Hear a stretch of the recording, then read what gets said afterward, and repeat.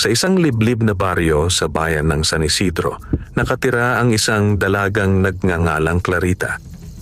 Siya ay 18 taong gulang, maganda, mahinhin, at kilala sa buong baryo dahil sa kanyang kabaitan at taglay na kagandahan na tila hindi tao. Kutis porselana, matay kumikislap na parang bituin, at buhok na mahabat kasing itim ng gabi.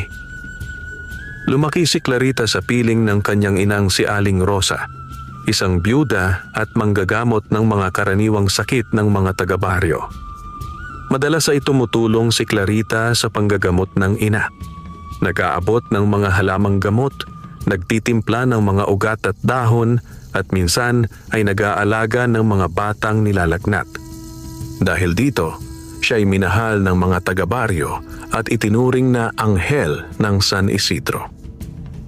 Ngunit may isang kakaibang bagay tungkol kay Clarita. Simula pagkabata, palagi siyang nakakapanaginip ng mga lugar na hindi pa niya nakikita. Isang malawak na kagubatan, may ilog na kumikislap sa ilalim ng buwan, at may lalaking nakatingin sa kanya mula sa malayo. Isang nilalang na may kakaibang ningning sa mga mata, tila hindi tao. Clarita. Sa panaginip, lagi niyang naririnig ang tinig na iyon. Malambing ngunit malalim, tila galing sa ilalim ng lupa. Tuwing magigising siya, nanginginig siya sa kaba. Ngunit pagtingin niya sa labas ng bintana ng kanilang kubo, ang hangin lamang at mga dahon ng mangga ang gumagalaw. Isang gabi, matapos tumulong sa panggagamot ng isang batang sinumpong ng lagnat, nagpaalam si Clarita sa ina. "Ina, pupunta lang po ako sa likod para kumuha ng luya. May kulang po sa timpla." Ngunit nang lumabas siya, ang dilim ng paligid ay tila mas makapal kaysa dati. Ang hangin ay malamig at mabigat. Naroon ang mga tunog ng mga kuliglig, ngunit may isa pang ingay na pumapasok sa pandinig niya, parang bulong. "Clarita." Napahinto siya. Ang tinig ay pamilyar. Ang parehong tinig sa kanyang mga panaginip. Tinawag niya, "Sino ka?" Ngunit wala siyang sagot na narinig, tanging ugong ng hangin. Nang tumalikod na sana siya pabalik sa bahay, bigla siyang nakaramdam ng malamig na simoy na umikot sa kanyang katawan. At sa isang iglap, naglaho ang liwanag ng buwan. Kinabukasan, nagulantang ang buong baryo. Nawawala si Clarita. Ayon kay Aling Rosa, hindi na ito nakabalik matapos magpaalam noong gabi. Naghanap ang mga lalaki sa baryo. Dala ang mga lampara, kutsilyo at mga aso. Inikot nila ang kagubatan. Tinawag ang pangalan ng dalaga, ngunit wala silang natagpuan kundi ang isang puting damit na may bahid ng alikabok at mga pinilansik na gintong pulbos. May isa sa mga matatanda, si Lola Simang, ang nagsabi, "Huwag niyo nang hanapin sa kagubatan. Kinuha na siya ng mga engkanto." Ang mga tulad niyang may taglay na kakaibang liwanag, iyon ang gusto ng mga nilalang sa ilalim ng lupa. Umiyak si Aling Rosa at halos mabaliw sa dalamhati. Ngunit sa kabilang dako ng mundo, sa isang paraisong nakatago sa ilalim ng bundok, nagising si Clarita sa isang silid na gawa sa kristal. Sa harap niya ay isang lalaking ubod ng kisig, nakasuot ng gintong balabal, at ang mga matay kumikislap na parang mga bituin sa gabi. "Ako si Prinsipe Lacan, tagapagmana ng kaharian ng mga engkanto. Dinala kita rito dahil ikaw ang itinakda ng mga bituin, ang magiging ina ng lahing magpapanibago sa aming mundo." Nanginginig si Clarita. Hindi niya alam kung guni-guni lamang ito o totoo. Ngunit ramdam niya, wala na siya sa mundo ng mga tao. Dahan-dahang iminulat ni Clarita ang kanyang mga mata. Ang liwanag na bumabalot sa silid ay hindi mula sa araw, kundi sa mga pader na kumikislap sa asul at ginto. Sa paligid, may mga bulaklak na kumikislap sa dilim at mga ibong kulay pilak na lumilipad ng walang pakpak, tila mga aninong may buhay. Hindi siya makapaniwala sa kanyang nakikita. Saan ako? Bulong niya sa sarili, nanginginig pa ang tinig. Isang babae ang lumapit sa kanya, matangkad, maputi at nakasuot ng damit na yari sa mga sinulid ng liwanag. Siya ay yumuko bilang paggalang. Maligayang pagdating, Clarita ng San Isidro, sabi ng babae. Ako si Liraya, tagapaglingkod ng prinsipe. Nasa kaharian ka ng Lakan ng Sildoria, ang lupain ng mga engkanto. Mga engkanto? Halos pabulong na sabi ni Clarita, sabay hawak sa dibdib. Bakit ako nandito? Hindi ako isa sa inyo.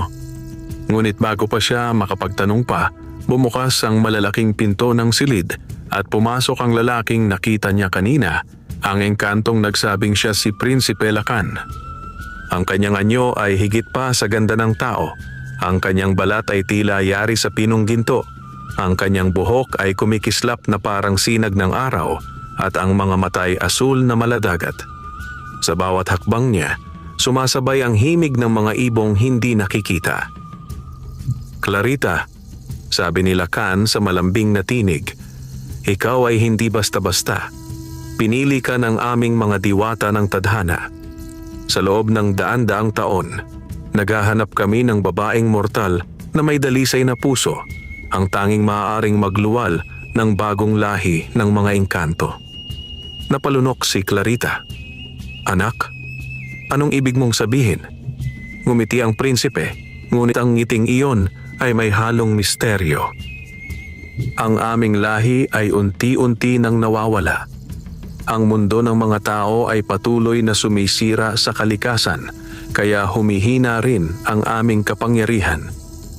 Ang dugo mo, Clarita, ay kakaiba. May dugong halong liwanag ng diwata. Ikaw lamang ang makapagliligtas sa amin. Hindi! Sigaw ni Clarita, sabay umatras.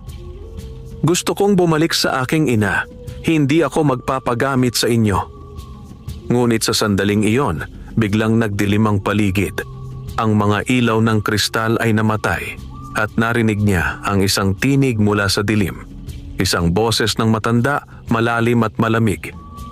Kung siya ang itinakda, prinsipe, hindi siya makatatakas sa tadhana. Ngunit dapat mong tandaan, ang puso ng tao ay mas makapangyarihan kaysa sa sumpa ng mga bituin. Nang muling lumiwanag ang silid, wala na ang tinig, ngunit si Prinsipe Lakan ay tila nagbago ang anyo. Ang kanyang mukha ay seryoso at sa mga mata niya ay may bakas ng pangamba. Kailangan mong manatili rito, Clarita. Hindi ka paligtas sa itaas. Ang daigdig ng tao ay hindi mo na basta mababalikan. Hindi mo ako kayang ikulong dito, sagot ni Clarita na may luha sa mga mata. Hindi ako pag-aari ninyo. Ngunit bago pa siya makatakbo, may mga kalapating gintong biglang sumulpot sa paligid niya. Sa bawat dampi ng kanilang pakpak, unti-unting nanghina ang katawan ni Clarita, hanggang sa tuluyan siyang nawalan ng malay. Habang tulog si Clarita, lumapit si Liraya sa prinsipe. Mahal na Lakan, sabi ni Liraya, hindi natin dapat ipilit ang itinakda. Ang puso ng isang mortal ay maaaring magdala ng panganib sa ating kaharian. Ngunit ang prinsipe ay tahimik lang, nakatingin sa dalagang mahimbing na natutulog sa gintong higaan. Hindi mo naiintindihan, Liraya. Anya, ang dugong dumadaloy sa kanya ay dugong diwata. Isa siyang anak ng pinagsamang mundo, ng tao at ng liwanag. Kung hindi siya ang ina ng bagong lahi, tuluyan ng mamamatay ang Sildoria. Sa malayo, sa labas ng kaharian, sa itaas ng bundok ng San Isidro, ang mga alitap-tap ay tila nagdadala ng mensahe. Sa kubo ni Aling Rosa, isang matandang babaylan ang dumating. Rosa, sabi ng matanda, ang anak mo ay buhay, ngunit nasa daigdig ng mga hindi nakikita. Kung gusto mong makuha siyang muli, kailangan mong tumawid sa hangganan ng mga engkanto. Ngunit mag-ingat ka, hindi lahat ng daan ay pabalik. Ang mga susunod na araw ni Clarita sa kaharian ng Sildoria ay puno ng pagkalito at lungkot. Sa bawat paggising niya, ang paligid ay tila isang panaginip na hindi niya gustong manatili. Mga haliging kristal, mga bulaklak na nagliliwanag, mga ibong kumakanta sa ilalim ng lupa. Maganda ang lahat, ngunit para kay Clarita, ito'y isang gintong bilangguan. Bawat araw ay dinadalhan siya ni Liraya ng pagkain, mga prutas na kumikislap at tubig na tila perlas. Ngunit palagi niyang tinatanong, kailan ako makakabalik sa itaas? Kailan ako makikita ng aking ina? At palagi ring iisa ang sagot ni Liraya, hindi pa ngayon, Clarita. Hindi pa ligtas. Ngunit sa likod ng kanyang mga ngiti, may nakatagong awa. Ramdam ni Clarita iyon. Sa bawat titig ni Liraya, may bakas ng pag-aalinlangan at pagdurusa. Hanggang isang gabi, habang natutulog si Clarita, narinig niya ang mga bulong ng mga hangin, tila mga tinig ng kalikasan na nagsasalita. Tumakas ka, anak ng dalawang daigdig, bago ka tuluyang maging alipin ng liwanag. Nagising siya sa kilabot at kaba, hindi na siya mapakali. Sa unang pagkakataon, nagpasya siyang gumawa ng paraan para makatakas. Kinabukasan, habang naglilibot siya sa hardin ng mga engkanto, napansin niya ang isang kakaibang halaman. Isang punong may mga dahong kulay abo at ugat na gumagalaw na parang humihinga. Sa tabi nito ay nakatayo si Eloy, isang batang engkanto na tagapangalaga ng mga halaman. Hindi mo dapat nilalapitan yan, sabi ni Eloy. Yan ang punong bantay ng lagusan. Sino mang lalapit ng walang pahintulot ay nilalamon ng lupa. Napatingin si Clarita sa kanya at may ideya siyang nabuo. Eloy, gusto mo bang marinig ang kwento ng mga tao sa ibabaw? Tanong niya, sabay ngiti. Ang batang engkanto ay tila natuwa. Ang mga tao? Hindi pa ako nakakita ng tao dati, maliban sa iyo. At doon nagsimula ang pagkakaibigan nila. Araw-araw, kinukwentuhan ni Clarita si Eloy tungkol sa mundo sa itaas. Ang araw, ang ulan, ang palengke, at ang mga bata sa baryo. Sa bawat kwento, lalong humanga si Eloy at kalaunan ay nagtiwala sa kanya. Isang gabi, habang tahimik ang kaharian, bumulong si Clarita kay Eloy. Eloy, kailangan kong bumalik sa aking ina. Hindi ako maaaring manatili rito. Maaari mo ba akong tulungan? Namutla ang batang engkanto. Bawal iyon. Kapag nalaman ni Prinsipe Lakan, parurusahan ka. At pati ako. Ngunit nakita niya ang mga luha sa mata ni Clarita.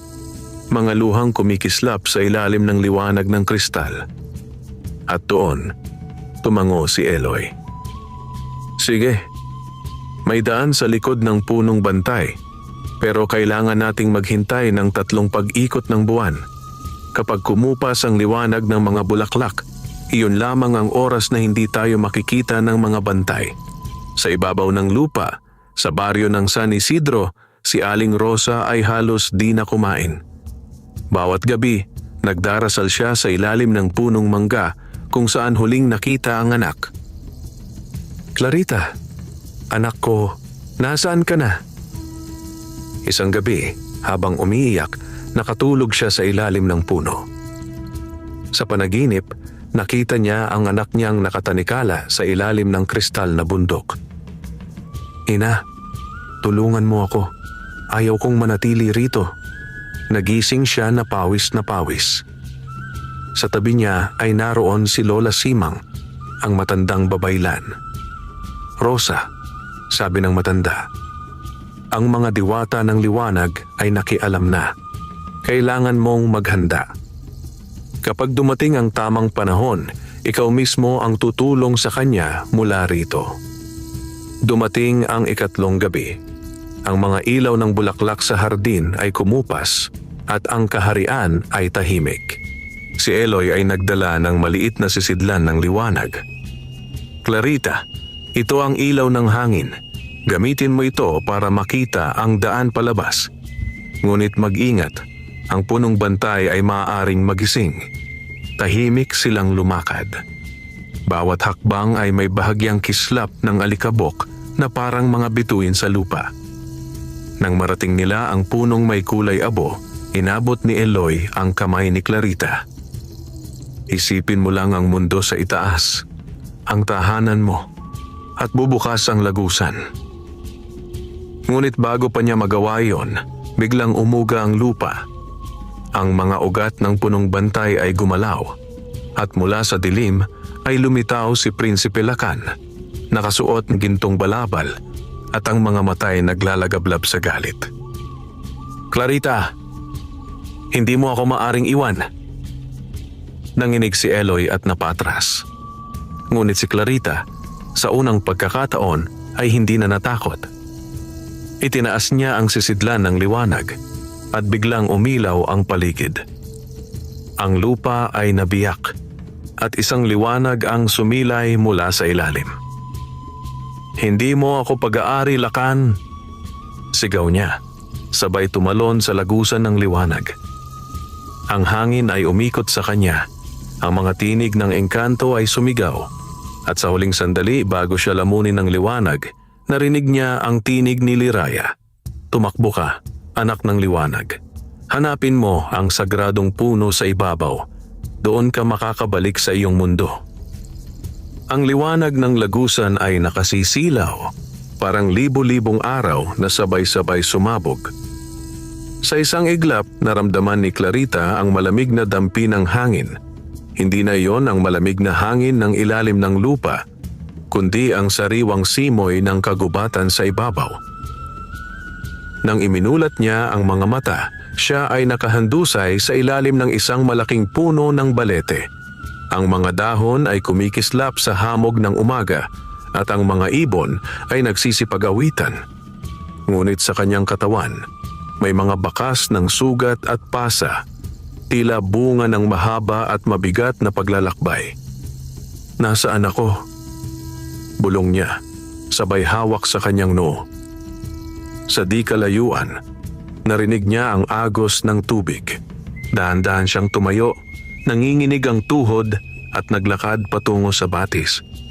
Sa kanyang pagtingin sa malinaw na tubig, nakita niya ang sarili, maputla, payat at tila tumanda ng ilang taon sa loob lamang ng ilang araw. Ngunit higit sa lahat, sa kanyang mga mata ay may kakaibang kislap, tila bahid ng liwanag ng mga engkanto. Habang si Clarita ay naglalakad palabas ng gubat, narinig niya ang mga tinig ng mga taong nag-uusap. Lumingon siya at nakita ang dalawang lalaki na may dalang itak, mga taga-baryo na nangunguna sa pangangahoy. "Tingin mo, may taong naligaw?" tanong ng isa. "Hindi ko alam, pero mukhang babae," sagot ng isa pa. Nang makita nila si Clarita, halos hindi sila makapaniwala. "Siya si Clarita, ang anak ni Aling Rosa. Buhay siya!" Agad nila itong nilapitan. Nang marinig ni Clarita ang pangalan ng ina, bumilis ang tibok ng kanyang puso.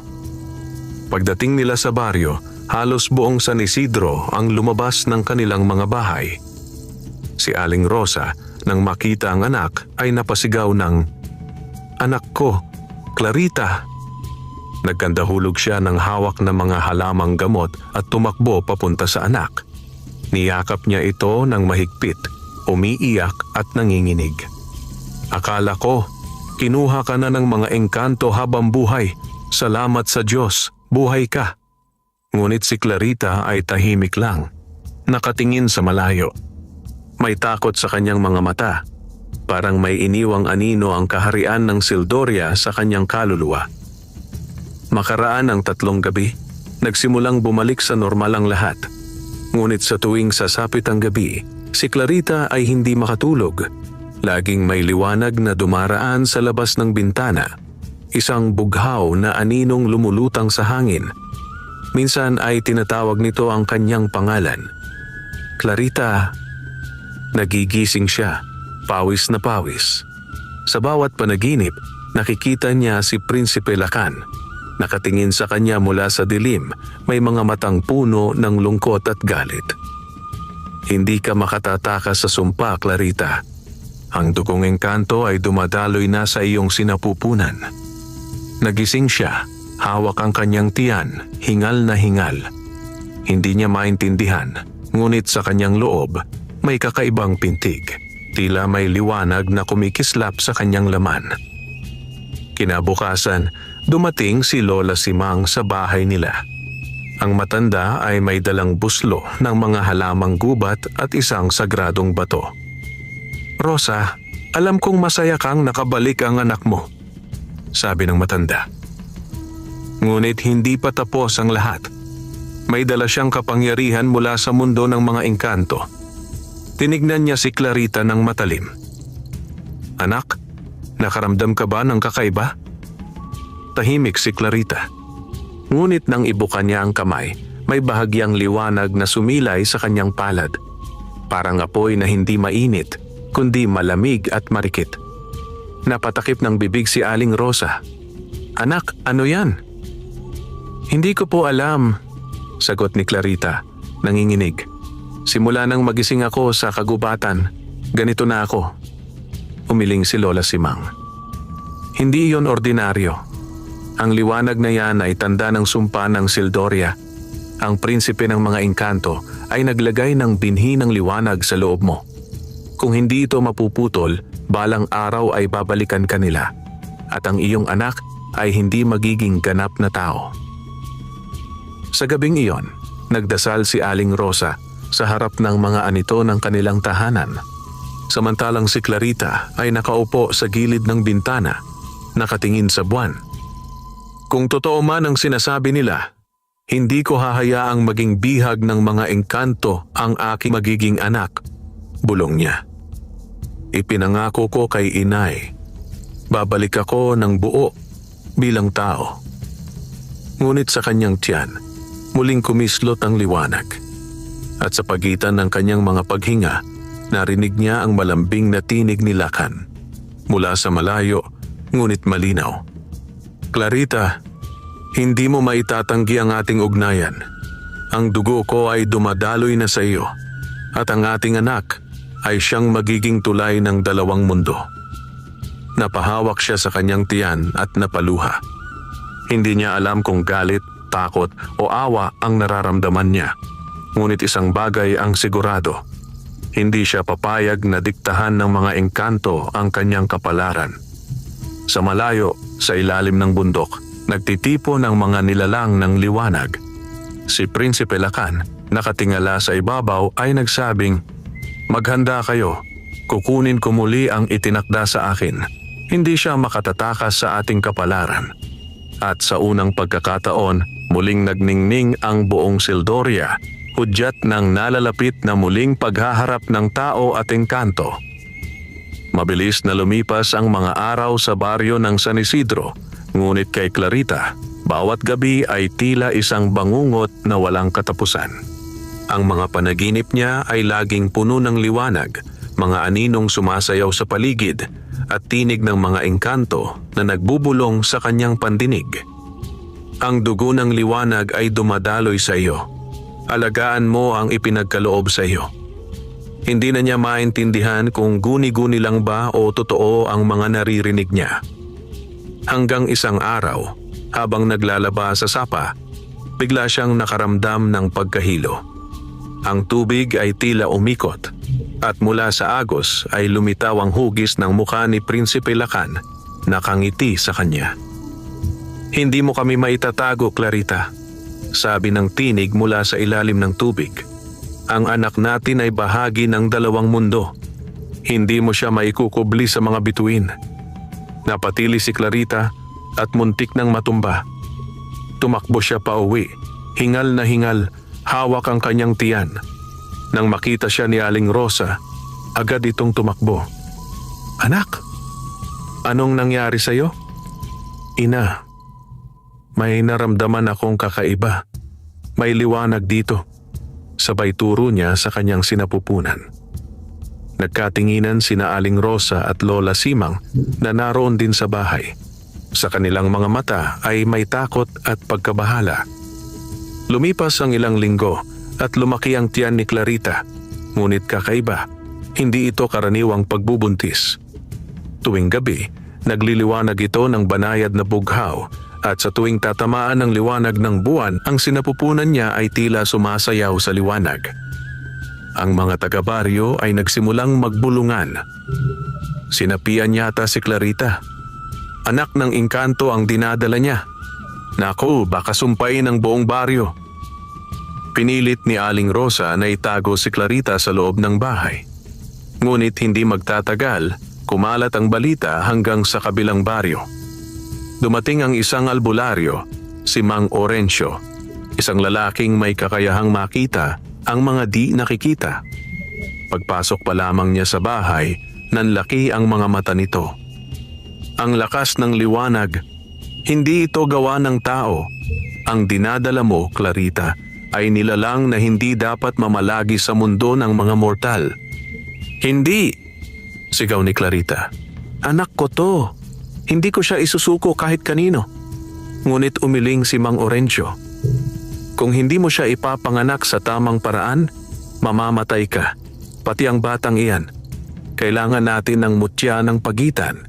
Ang batong nagbubukas sa dalawang mundo upang mapaghiwalay ang dugo ng tao at engkanto sa kanyang katawan. Dahil sa babala ng albularyo, nagpasya si Aling Rosa na lumapit kay Lola Simang upang hanapin ang mutya. Rosa, sabi ng matanda, ang mutya ay nasa gitna ng kagubatan ng dalisay sa paanan ng bundok kung saan unang kinuha si Clarita. Ngunit bantay sarado iyon ng mga nilalang ni Prinsipe Lacan. Alam nilang delikado, ngunit wala silang ibang paraan. Sa gabi, bago ang kanilang paglalakbay, nagdasal si Clarita sa ilalim ng buwan. Diyos ko, kung ito man ang kapalit ng aking buhay, iligtas mo lang sana ang anak ko. Ayaw kong maging alipin ng mga engkanto. Sa gitna ng gabi, habang mahimbing ang tulog ni Aling Rosa, biglang umihip ang malamig na hangin. Nagningning ang buong paligid. Mula sa labas ng bahay, lumitaw ang tatlong nilalang, mga engkantong may balat na kumikislap at mga pakpak na tila gawa sa kristal. Ibalik niyo si Clarita sa amin, sabi ng isa. Ang tinig ay malalim at malamig. Hindi siya sa inyo, sigaw ni Aling Rosa, sabay hawak ng krus at ng bote ng banal na langis. Lumayas kayo. Ngunit isang sigaw mula sa silid ni Clarita ang umalingaw-ngaw. Nang tumakbo siya, nakita niyang nakahandusay ang anak sa sahig at ang buong katawan nito ay nagliliwanag. Sa kanyang tiyan may mga sinag na kumikislap na parang kidlat. Ina, masakit, nasusunog ang loob ko. Niyakap siya ni Aling Rosa habang umiiyak. Si Lola Simang ay dumating na may hawak na anting-anting. Hindi pa oras ng pagsilang. Labanan mo, Clarita. Huwag mong hayaang makuha nila ang bata. Ang buong bahay ay yumanik. Ang liwanag mula sa katawan ni Clarita ay sumabog at ang mga engkanto sa labas ay naglaho na parang abo. Ngunit matapos ang pagsabog ng liwanag, nawalan ng malay si Clarita. Kinabukasan, nang magising si Clarita, naroon si Lola Simang sa kanyang tabi. Anak, ligtas ka na. Ngunit tandaan mo ito. Ang batang dinadala mo ay magiging tulay ng dalawang daigdig. Sa kanya magtatagpo ang liwanag at dilim. Ngunit kapag ipinanganak siya nang walang mutya ng pagitan, kapwa mundo ay mapapahamak. Napaluha si Clarita. Kailangan kong hanapin ang mutya bago pa ako manganak. Ngunit sa malayo, sa ilalim ng bundok ng Sildoria, si Prinsipe Lacan ay nakatingin sa isang salamin ng liwanag. Sa loob nito, nakikita niya si Clarita na hawak ang tiyan. Hindi mo maitatago sa akin ang ating anak, Clarita. Sa oras ng kanyang pagsilang, babalik ka rito kahit ayaw mo man. At ang buong Sildoria ay muling nagningning, hudyat ng nalalapit na laban para sa kapalaran ng dalawang mundo. Madaling araw pa lamang ay gising na si Clarita. Mahina pa rin ang kanyang katawan, ngunit determinado siya. Sa kanyang sinapupunan ay naroroon pa rin ang liwanag, bahagyang kumikislap tuwing humihinga siya. Alam niyang hindi siya maaaring maghintay. "Ina," sabi niya habang nag-aayos ng mga halamang gamot at tubig. "Kailangan na nating umalis ngayon, bago pa man muling bumalik ang mga nilalang ng Sildoria." Tahimik lang si Aling Rosa, ngunit sa loob ng kanyang dibdib ay nag-aalab ang kaba. Alam niyang mapanganib ang paglalakbay patungo sa kagubatan ng Dalisay, ngunit mas matindi ang panganib na manatili at hintayin ang mga engkanto. "Kung iyan ang tadhana mo, anak," sabi niya, "sasabayan kita hanggang sa huli." Pitpit nila ang isang buslo ng halamang panggamot, isang lumang anting-anting ni Lola Simang, at ang maliit na sisidlang may banal na langis. Sa kanilang likuran, si Lola Simang ay nagpaalam habang hawak ang baston. "Rosa, Clarita, tandaan nyo, ang kagubatan ng Dalisay ay hindi basta lugar. Doon, ang oras ay hindi tumatakbo gaya sa mundo ng tao.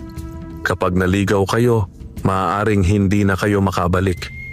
Bumuntong hininga si Clarita, sabay hawak sa tiyan. "Kung ito ang tanging paraan para mailigtas ang anak ko, kahit saan ako dadalhin ng tadhana, lalaban ako."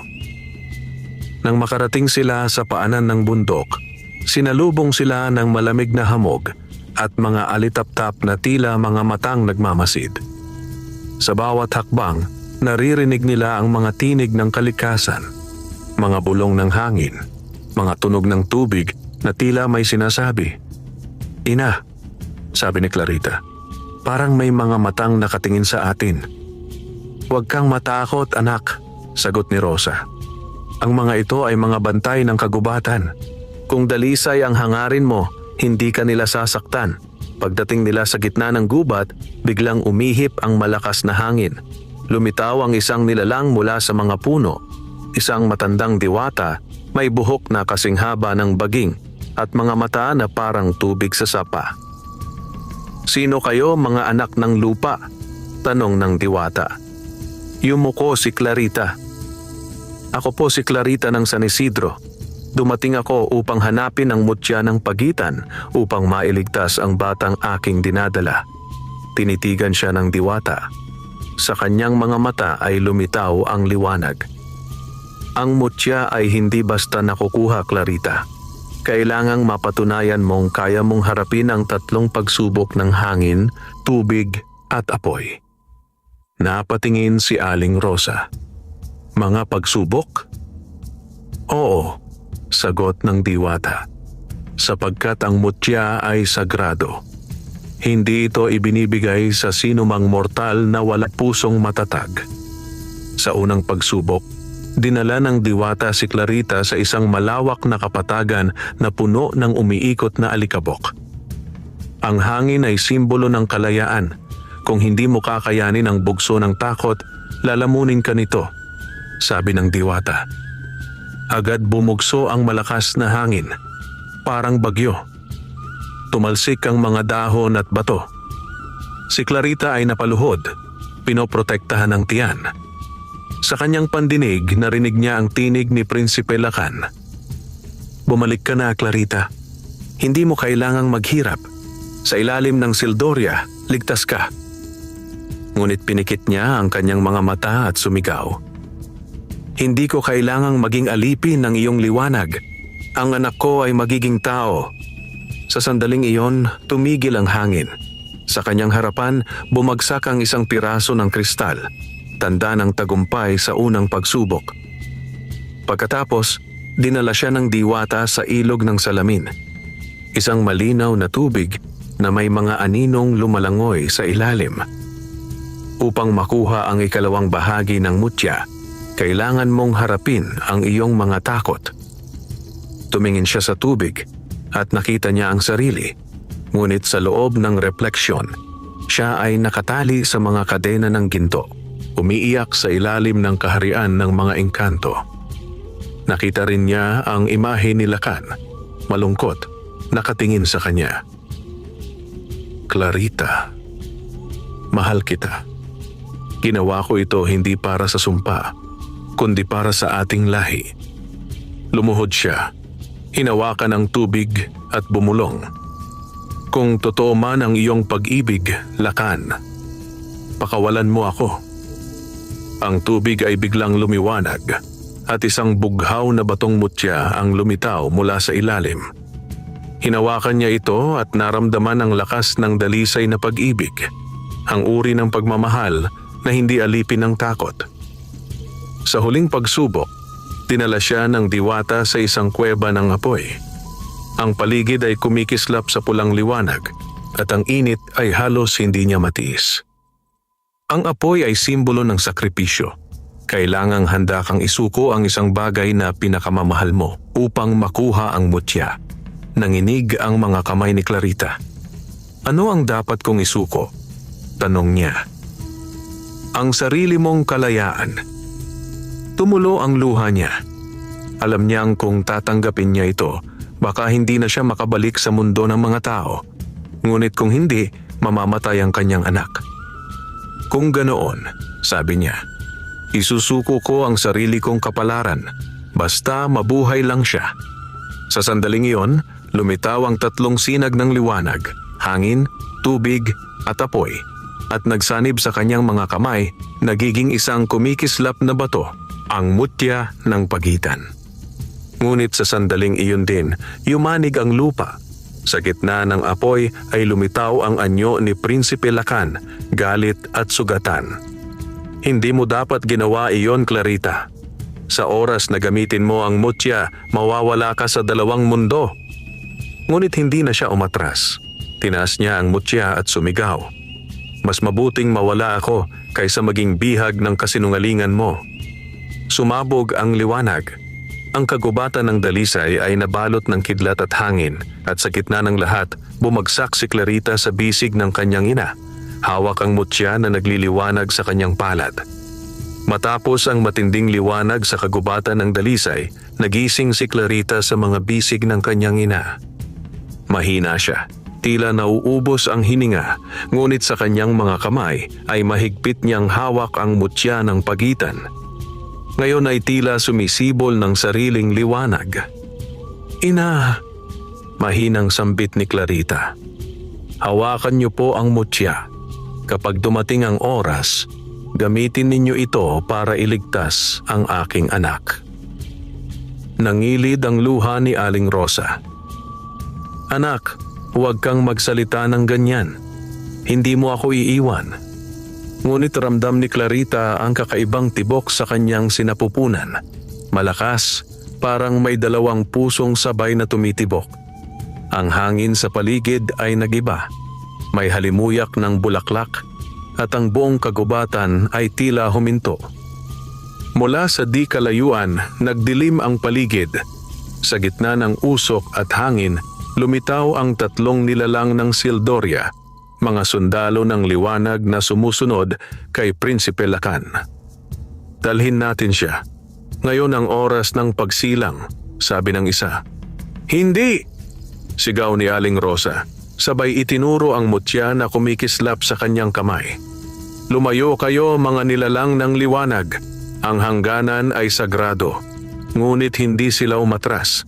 Ang paligid ay nagliwanag at ang lupa ay nabiyak. Mula roon ay lumabas si Prinsipe Lakan, nakasuot ng gintong balabal, may sugat sa noo, ngunit nananatiling makapangyarihan. Clarita, malambing ngunit mapait ang kanyang tinig. Hindi mo dapat pinilit ang tadhana. Ang anak natin ay nilalang para sa liwanag. Hindi siya nababagay sa mundo ng mga mortal. Tumingin si Clarita sa kanya, pagod ngunit matatag. Hindi siya para sa iyo, Lakan. Ang anak na ito ay hindi magiging alipin ng sinuman.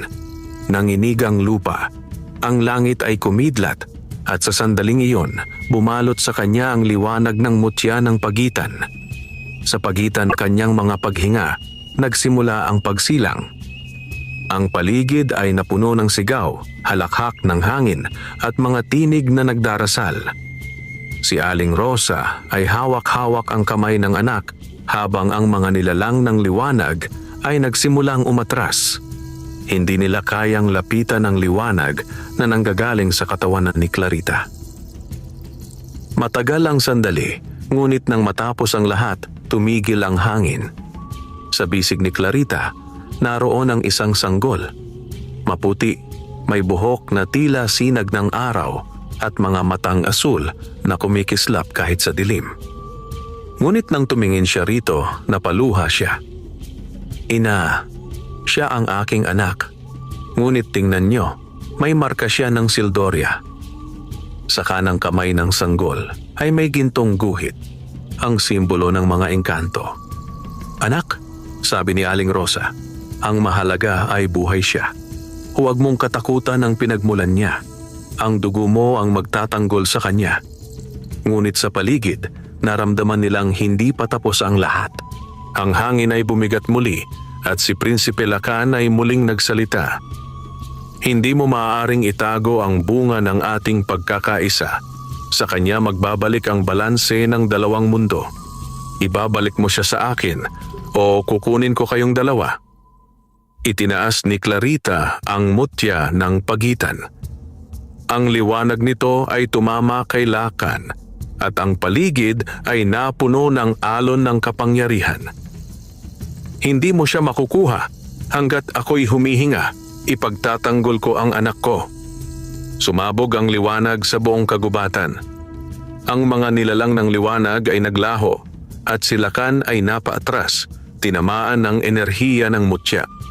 Ngunit sa bawat pagbugso ng kapangyarihan, unti-unting humihina si Clarita. Niyakap niya ang kanyang anak at bago siya mawalan ng malay, bumulong siya.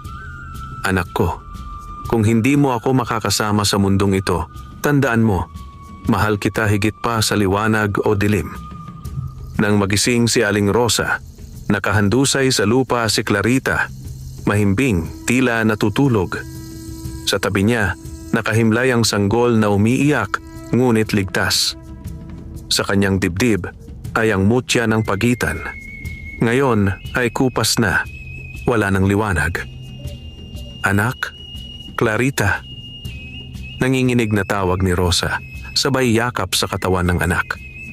Isang malamig na hangin ang dumaan at mula sa mga dahon, narinig niya ang huling tinig ni Clarita, tila bulong mula sa hangin. Ina, alagaan mo siya, si Lumin, ang anak ng dalawang mundo. Tumulo ang mga luha ni Aling Rosa habang yakap ang sanggol. Hindi ko hahayaang kunin kanila, apo.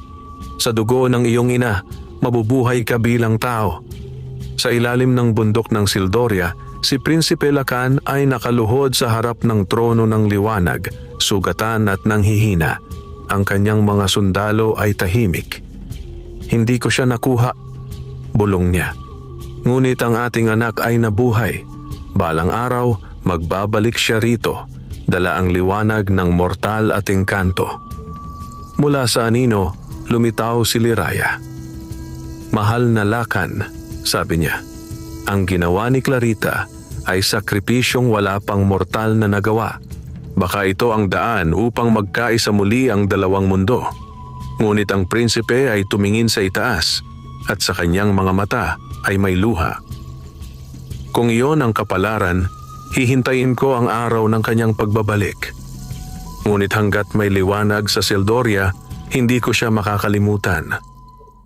Pagbalik ni Aling Rosa sa baryo, itinago niya ang sanggol sa ilalim ng kanilang pangangalaga. Pinangalan niya ito Lumin, ayon sa huling salitang ibinulong ni Clarita. Lumaki si Lumin na may kakaibang karisma, mabait, matalino, at may kakayahang makipag-usap sa mga hayop at halaman. Ngunit sa tuwing tititig siya sa langit, tila nakakarinig siya ng tinig mula sa malayo. Isang tinig na marikit at mapayapa. Lumin, anak ko. At sa kanyang palad, sa tuwing tatamaan ng liwanag ng araw, muling kumikislap ang gintong guhit, ang tanda ng kanyang pinagmulan. Lumipas ang maraming taon. Ang dating sanggol na si Lumin, anak ni Clarita at ng prinsipe ng mga engkanto, ay lumaki bilang isang matalino at mabuting binatilyo sa baryo ng San Isidro. Sa ilalim ng pag-aaruga ni Aling Rosa, lumaki siya sa payak na buhay, nag-aararo ng lupa, nag-aalaga ng mga hayop, at tumutulong sa mga kapitbahay. Ngunit sa kabila ng kanyang pagiging ordinaryong binata, may mga bagay sa kanya na hindi maipaliwanag ng mga tao.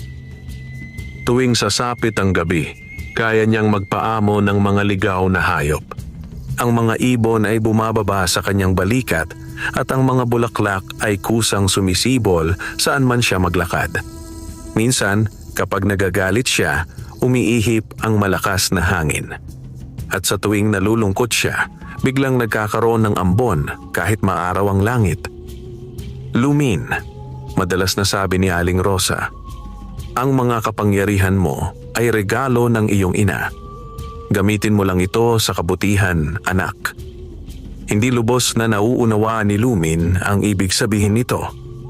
Ngunit sa tuwing binabanggit ang pangalan ng kanyang ina, laging sumasakit ang kanyang dibdib.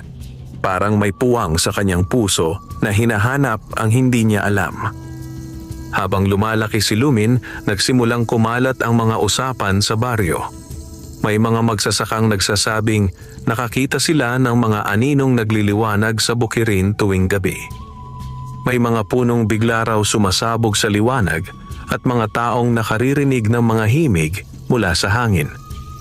Baka mga engkanto iyon, sabi ng isang matanda. Hindi kaya may kinalaman si Lumin? Ibang-iba talaga ang bata na iyon. Sa kabila ng mga usapan, nanatiling tahimik si Lumin. Ngunit sa loob niya, alam niyang may kakaiba sa kanya.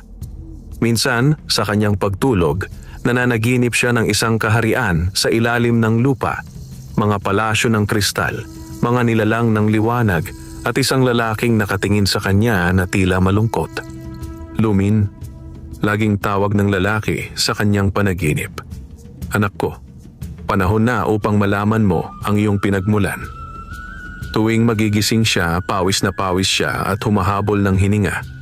Ngunit sa kanyang palad, ang gintong marka ay muling kumikislap. Isang gabi, habang namimitas ng damo para sa mga hayop, narinig ni Lumin ang mahinang tinig mula sa kagubatan ng dalisay. Lumin, anak ng dalawang mundo, halika sa ilog ng salamin. Sinundan niya ang tinig at pagdating niya sa ilog, nakita niya ang isang nilalang, isang diwata na may buhok na kulay pilak at mga pakpak na yari sa liwanag. Sino ka? Tanong ni Lumin. Ako si Liraya, sagot ng diwata. Tagapaglingkod ng prinsipe ng Sildoria, ang iyong ama. Nanlaki ang mga mata ni Lumin. Ang ama ko? Oo, Lumin. Ikaw ang bunga ng pag-iibigan ng isang mortal at isang engkanto. Ang dugo ng dalawang mundo ay nasa iyo. Sa iyong pagkatao, nagtatagpo ang liwanag at ang lupa. Hindi makapaniwala si Lumin. Kung totoo ang sinasabi mo, bakit hindi ko siya nakilala? Bakit iniwan niya kami? Tumingin si Liraya sa ilog, ang tinig ay malungkot. Ang iyong ina ay nagsakripisyo upang mabuhay ka bilang tao, at ang iyong ama ay nagdusa sa ilalim ng sumpa ng kanyang trono. Ngunit ngayon, unti-unti nang bumubukas ang hangganan ng dalawang mundo. Kung hindi mo sisimulang harapin ang iyong kapalaran, muling babalikan ng Sildoria ang daigdig ng mga tao. Nang gabing iyon, bumalik si Lumin sa baryo na Balisa. Habang naglalakad, biglang umuga ang lupa. Ang mga ilaw sa langit ay nagliwanag at mula sa kagubatan ay lumabas ang tatlong nilalang ng liwanag. Mga engkanto na may gintong sandata. Ikaw si Lumin, anak ni Clarita at ni Lacan, sabi ng isa. Hinahanap ka ng aming prinsipe. Panahon na para bumalik ka sa iyong tunay na kaharian. Ngunit bago pa siya makasagot, lumitaw si Aling Rosa mula sa likod ng mga puno, may hawak na lumang anting-anting, ang huling regalo ni Clarita. Hindi niyo siya madadala, hindi siya pag-aari ninyo. Itinaas niya ang anting-anting at naglabas ito ng matinding liwanag. Nabulag ang mga engkanto at napaatras, ngunit bago sila tuluyang maglaho, nagsalita ang isa. Hindi ninyo mapipigilan ang tadhana. Sa oras ng 18 buwan, bubukas muli ang lagusan at tatawagin si Lumin ng kanyang dugo. Pag-uwi, hindi makatulog si Lumin. Sa kanyang panaginip, nagpakita sa kanya si Prinsipe Lacan. Mataas, marangal, ngunit may lungkot sa mga mata. Anak ko Lumin, hindi ko hangad na kunin ka kundi ipakita sa iyo ang katotohanan. Ang dalawang mundo ay hindi maaaring maghiwalay magpakailanman. Kailangan mong maging tulay ng liwanag at lupa o pareho tayong mawawala. Paano ko yon magagawa? Tanong ni Lumin. Hanapin mo ang mutya ng pagitan na sa puso mo ito, hindi sa bato. Kapag natutunan mong gamitin ito, maibabalik mo ang balanse ng dalawang daigdig. Nang magising si Lumin, umiilaw ang marka sa kanyang kamay. Mas maliwanag kaysa dati. Ramdam niya sa dibdib ang tibok ng dalawang puso. Isa ng tao, isa ng engkanto. Kinabukasan, habang sumisikat ang araw, lumabas si Lumin sa bukid. Ang hangin ay malamig, ngunit sariwa. Sa paligid, ang mga punong dati tuyo ay nagsimulang mamulaklak. Ang mga tao sa baryo ay nagulat, ngunit nakaramdam ng kakaibang kapayapaan. Sa kanyang dibdib, naramdaman ni Lumin ang liwanag ng mutya ng pagitan. Hindi na bato, kundi bahagi ng kanyang pagkatao. Ina, kung nasaan ka man, bulong niya sa hangin. Ipagpapatuloy ko ang ipinaglaban mo. Hindi na kailanman maghihiwalay ang liwanag at dilim. Ako si Lumin, anak ng dalawang mundo. At mula sa kalangitan, isang sinag ng gintong liwanag ang bumaba, isang tanda mula sa Sildoria, na sa unang pagkakataon mula nang mawala si Clarita, muling nagliwanag ang daigdig ng mga engkanto. Lumipas ang ilang araw mula nang magpakita ang mga nilalang ng liwanag sa baryo. Ngunit simula noon, hindi na naging payapa ang gabi. Madalas na lumalabo ang hangin, nagliliwanag ang paligid, at naririnig ni Lumin ang mga tinig ng mga engkanto na tinatawag ang kanyang pangalan. Lumin, panahon na. Bumalik ka sa amin. Ang dalawang mundo ay naghihintay. Tuwing maririnig niya ito, ang gintong marka sa kanyang kamay ay umiilaw. Alam niyang hindi na niya maiiwasan ang itinakdang tadhana. Kaya isang gabi, sa ilalim ng bilog na buwan, nagpaalam siya kay Aling Rosa. Lola, sabi niya habang nakatingin sa liwanag ng buwan, kailangan ko nang harapin ang aking kapalaran. Kung hindi ko gagawin, baka tuluyang magdusa ang mga tao at pati na rin ang mundo ng mga engkanto. Lumuhod si Aling Rosa, hinawakan ang kanyang mga kamay at mapait na ngumiti. Anak, dala mo ang dugo ng ina mong si Clarita, ang lakas, kabutihan at tapang. Huwag mong kalimutan kung saan ka nagmula. Sa puso mo, nandoon ang liwanag na magpapatigil sa dilim. Yumakap siya sa kanyang apo, sabay inabot ang lumang anting-anting ni Clarita. Ito ang ginamit ng iyong ina upang ipagtanggol ka. Dalhin mo ito, Lumin. Kapag nasa panganib ka, tawagin mo ang kanyang pangalan. Sa tulong ni Liraya, ang diwata ng gubat, tinungo ni Lumin ang pinakagitna ng kagubatan ng Dalisay, ang lugar kung saan unang bumukas ang lagusan ng mga engkanto. Sa paglapit niya, biglang kumulog at kumidlat.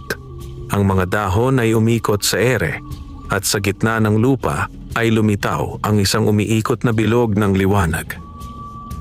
Ito na ang daan patungo sa Sildoria, sabi ni Liraya. Ngunit mag-ingat ka. Sa oras na tumapak ka roon, maaaring hindi ka na makabalik bilang tao. Ngumiti si Lumin. Kung yon ang kailangan para tapusin ang sumpa, handa ako. Lumapit siya sa lagusan. Sa sandaling tinapakan niya ito, sumiklab ang paligid sa liwanag at ang kanyang katawan ay dinala ng malakas na agos ng hangin. Sa loob ng ilang sandali, wala siyang makita kundi liwanag at mga aninong naglalakbay sa pagitan ng langit at lupa. Mga kaluluwa ng mga nilalang na nawala sa pagitan ng dalawang mundo. Pagmulat ng kanyang mga mata, naroon na siya sa Sildoria.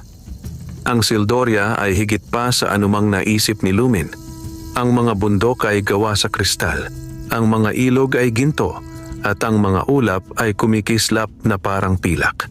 Ang mga nilalang ng liwanag ay naglalakad sa paligid, mga diwata, engkanto, at mga tagapagbantay ng hangin.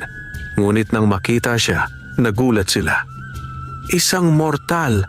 Paano siya nakapasok dito? Hindi! Tumingin kayo sa kanyang palad. May marka siya ng hari. Dumating si Liraya at nagsalita. Ito si Lumin, anak ni Prinsipe Lacan at ni Clarita ng Lupa, ang anak ng dalawang mundo na ipinangako ng propesiya. Biglang tumahimik ang buong Sildoria. Ang liwanag ng palasyo ay nag-iba at mula sa mataas na hagdanan, lumitaw si Prinsipe Lacan, nakasuot ng balabal na ginto. Ngunit ang muka ay halatang sugatan ng panahon at lungkot. Nagtagpo ang kanilang mga mata, ang ama at ang anak na hindi kailanman nagkita sa iisang mundo. Lumin, mahinang sabi ni Lacan, ikaw nga, dugo ko, laman ko. Matagal kitang hinintay. Lumapit si Lumin, ngunit hindi yumuko. Kung totoo ang pagnanais mong makita ako, bakit pinabayaan mong magdusa ang mundo ng mga tao? Bakit ninyo sinubukang dukutin ang ina ko? Namalimang mukha ni Lacan. Hindi mo naiintindihan. Ang layunin ko ay iligtas ang lahi ng mga engkanto. Sa pagkawala ng iyong ina, nawalan din kami ng pag-asa. Ngunit nilason mo ang pag-ibig sa pamamagitan ng takot, sagot ni Lumin. Ngayon, ako ang magtatapos ng sumpang iyon. Hindi ako anak ng digmaan. Ako ang magiging tulay ng kapayapaan. Tahimik si Lacan. Sa wakas, ngumiti siya. Malungkot, ngunit may pag-asa. Kung ganoon, ipakita mo sa akin ang kapangyarihan ng iyong dalawang dugo. Mula sa gitna ng palasyo, lumitaw ang batong liwanag ng Sildoria, ang puso ng kaharian na ngayon ay unti-unting kumukupas. Kung ikaw nga ang tagapagligtas, sabi ni Lacan, ibalik mo ang liwanag ng batong ito. Ngunit tandaan mo, kapag nagkamali ka, ikaw ay mawawala sa pagitan ng dalawang daigdig magpakailanman. Hinawakan ni Lumin ang bato. Sa sandaling iyon, bumalik ang lahat ng alaala ng kanyang ina, ang kanyang sakripisyo, ang pag-iyak ni Aling Rosa, at ang huling tinig ni Clarita. Anak ko, maging liwanag ka sa gitna ng dilim. Nangisay ang kanyang katawan. Ang gintong marka sa kanyang kamay ay kumislap ng matindi at mula sa kanyang dibdib ay lumabas ang liwanag, ang mutya ng pagitan na matagal nang nakatago sa kanyang puso. Pinagsanib niya ito sa batong liwanag ng Sildoria. Sa isang iglap, pumutok ang silaw ng liwanag na tumabon sa buong kaharian. Ang mga bundok ay nagningning, ang mga ilog ay sumayaw sa liwanag, at ang mga nilalang ng engkanto ay nagsigawan sa tuwa. Nabuhay muli ang Sildoria, nabawi ang balanse. Ngunit sa gitna ng lahat ng iyon, unti-unting naglaho ang anyo ni Lumin. Ama, mahina niyang sabi, ipangako mong hindi nasasaktan ng mga engkanto ang mga tao. Lumapit si Lacan, hinawakan ang kamay ng anak. Ipinapangako ko, sa ngalan ng liwanag at ng iyong ina. At sa huling sandali, ngumiti si Lumin at naging liwanag. Nang bumalik ang liwanag sa lupa, nagising si Aling Rosa sa isang malamig na simoy ng hangin. Sa kanyang harapan ay isang gintong bulaklak na lumago sa kanilang bakuran. At sa gitna nito ay isang maliit na sinag ng liwanag. Hugis puso. Anak ko, bulong niya habang yumuyuko luhaan. Nagawa mo. Mula noon, muling umunlad ang baryo ng San Isidro. Ang mga halaman ay masigla, ang hangin ay mabango, at ang mga tao ay namuhay ng payapa.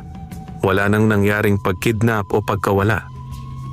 Sa tuwing sasapit ang gabi, nakikita ng mga tao ang isang gintong sinag sa langit, tila bituin na kumikislap sa ibabaw ng bundok.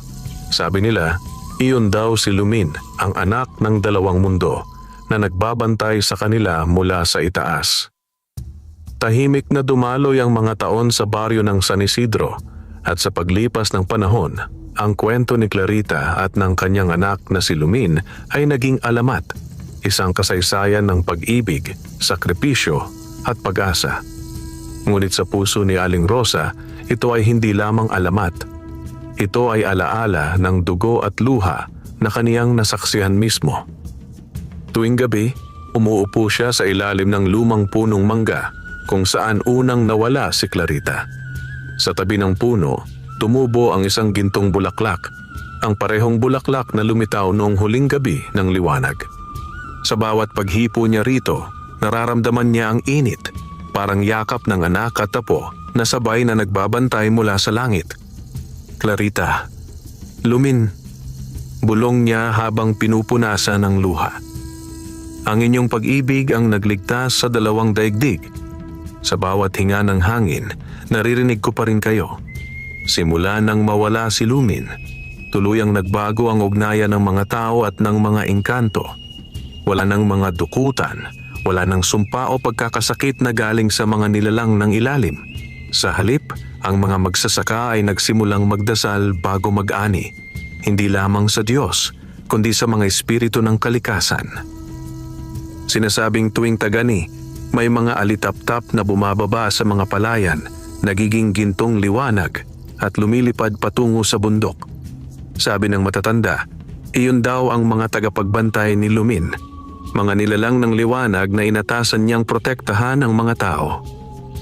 Maging sa Sildoria, ang mundo ng mga engkanto ay nagbago rin. Ang dating malamig at madilim na palasyo ay muling nagniningning. Si Prinsipe Lacan, na ngayoy hari na, ay namumuno hindi sa pamamagitan ng takot kundi sa kabutihan. Sa kanyang tabi ay si Liraya na naging tagapangalaga ng hangganan sa pagitan ng dalawang mundo. Huwag na nating ulitin ang kasakiman ng nakaraan, sabi ni Lacan sa kanyang mga nasasakupan. Ang mga tao ay ating mga kapatid sa lupa. Si Lumin ang ating paalala na ang tunay na kapangyarihan ay nasa pag-ibig, hindi sa pag-angkin. Isang araw, makalipas ang maraming taon, isang batang babae ang dumating sa San Isidro. Siya ay may mga matang bughaw at balat na tila kumikislap kapag natatamaan ng araw. Nakatira siya sa kabilang baryo, ngunit palagi siyang napapadaan sa bahay ni Aling Rosa, dala ang mga prutas at bulaklak. Lola Rosa, sabi ng bata, kapag nandito po ako, parang may yumayakap sa akin. Parang may nagbabantay. Ngumiti si Aling Rosa. Anak, anong pangalan mo? Ako po si Lira, sagot ng bata. Sabi ni inay, pinangalan ako sa isang diwata ng hangin. Napatigil si Rosa. Sa kanyang dibdib ay may kumislap na liwanag at naramdaman niya ang init ng bulaklak sa tabi niya. Lira, mahina niyang sabi. Baka ikaw ang pamana ni Lumin. Habang nakatitig siya sa bata, napansin niyang sa kanang palad nito ay may manipis na gintong guhit gaya ng kay Lumin noon. Lola, tanong ng bata, totoo po ba ang alamat ng batang anak ng engkanto? Sabi po nila, hindi siya namatay. Naging bituin siya. Ngumiti si Rosa at hinaplos ang buhok ng bata. Hindi siya namatay, anak. Naging liwanag siya. At sa bawat pusong marunong magmahal, nabubuhay siya muli. Kinagabihan, habang naglalakad si Lira sa bukirin, tumingala siya sa langit. Ang kalangitan ay maliwanag, ngunit sa gitna ng lahat ng bituin ay may isa na pinakamatingkad. Gintong-ginto, kumikislap na parang mata ng isang nilalang na nagbabantay. Bituin ang dalawang mundo, bulong ni Lira. Kung ikaw nga si Lumin, salamat. Dahil sa'yo may kapayapaan kami ngayon. At sa sandaling iyon, isang banayad na simoy ng hangin ang humaplos sa kanyang muka, kasabay ng mga alitap-tap na nagliwanag sa paligid. Tila sagot ng langit sa kanyang panalangin. Pagkaraan ng maraming henerasyon, ang kwento ni Clarita at Lumin ay naging alamat ng dalawang mundo. Itinuro sa mga bata ng San Isidro ang aral na iniwan nila, na ang pag-ibig ay hindi hadlang sa pagitan ng magkaibang nilalang. Na ang sakripisyo ng isang ina ay kayang baguhin ang kapalaran ng dalawang daigdig. At na sa bawat taong marunong magpatawad at magmahal, may bahagi ng liwanag ng Sildoria na muling nabubuhay. Sa tuwing may batang ipinapanganak na may kakaibang ningning sa mga mata, sinasabi ng matatanda, "May dugo ng liwanag yan. Pamana yan ni Lumin." At sa tuwing sasapit ang gabi ng bilog na buwan, ang mga alitaptap ay nagsasayaw sa paligid ng bundok ng Dalisay, habang ang mga tao ay nagdarasal ng pasasalamat. Sa dulo ng lahat, nananatiling buhay ang pangalan ni Clarita, ang dalagang dinukot ng engkanto, ngunit sa halip na maging bihag, siya'y naging ina ng kapayapaan. Wakas.